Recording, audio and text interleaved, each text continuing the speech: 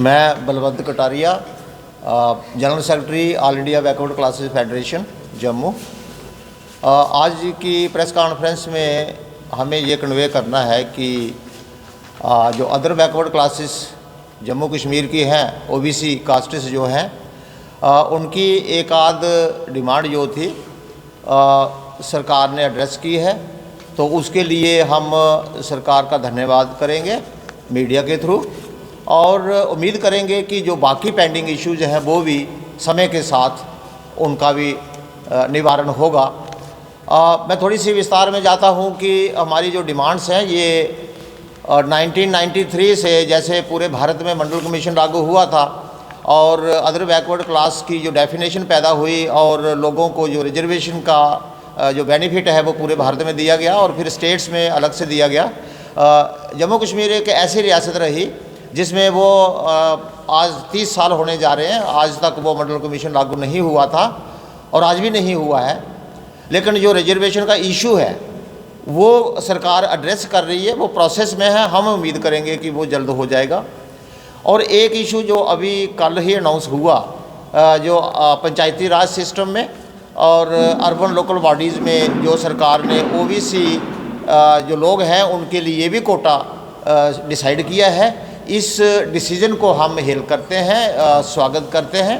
और इस डिसीज़न से मैं ये भी कन्वे करूँगा कि ओबीसी लोगों में एक कॉन्फिडेंस की भावना पैदा हुई है कि जो सरकार है वो समय तो उसने लिया लेकिन समय के साथ उसने अपना वायदा पूरा किया है। एक वायदा पूरा किया है कि कहीं ए रे ऑफ होप जो है हमें अर्बन लोकल बॉडीज़ और पंचायती राज में दिखी है। ये जो डिसीजन है ये पूरे ओबीसी वर्ग को एक मेन स्ट्रीम में जोड़ने के लिए बहुत प्रभावी रोल प्ले करेगा और हमें तो ये भी लगता है कि सरकार को बेनिफिट भी होगा। ये सेक्शन जो है सरकार के लिए उसकी सपोर्ट भी करने को तैयार होगी अगर सभी इश्यूज एड्रेस हो जाते हैं वन बाई वन। जी, मैं बंसीलाल चौधरी, मैं कन्वीनर ओबीसी महासभा। आज एक जॉइंट प्रेस कॉन्फ्रेंस है जिसमें सभी ओबीसी की, आप देखे होंगे कश्मीर से बैठे हैं ओबीसी वेलफेयर फोरम के, कश्मीर से इन लोगों ने बहुत मेहनत किया कश्मीर के अंदर भी। तो all India backward class federation और ओबीसी महासभा और प्रेसिडेंट्स और सभी ओबीसी के, जीबर बरादरी के, लोहार चौहान कम्युनिटी के और सैन समाज बहुत मेहनत की, संघर्ष किया है। आपने देखा होगा, मैं आपके मीडिया से, इन्होंने 2021 में ही जब हमने ओबीसी अधिकार तिरंगा यात्रा निकाली तो हमारा एक ही लक्ष्य था कि हम गांव-गांव में जाकर लोगों को एजुकेट करेंगे, वो अपनी आवाज़ जो है वो प्रधानमंत्री जी के साथ पास पहुंचाने की बात करेंगे।